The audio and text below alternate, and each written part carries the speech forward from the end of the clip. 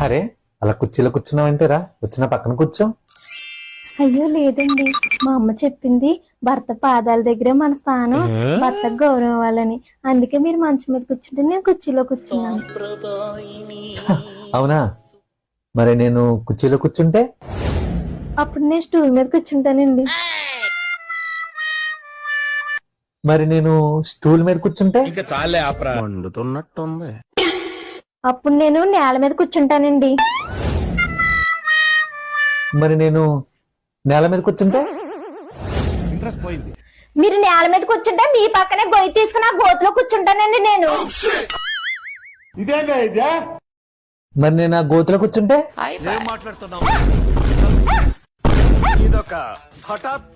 ఏదో ఇందాక నుంచి మా అమ్మ గౌరవం అందని చెప్పి గౌరవం ఎత్తుంటే బుర్రట్టుకు తినేస్తున్నావు. పూర్తిగా చంద్రముఖిగా మారిన నీ భార్య గంగని చూడు. వద్దులే, మీ అమ్మ చెప్పిందే కరెక్ట్. భర్తకి గౌరవం ఇవ్వాలి. శ్రీకారం చుట్టుకుంది పెళ్లి పుస్తకం.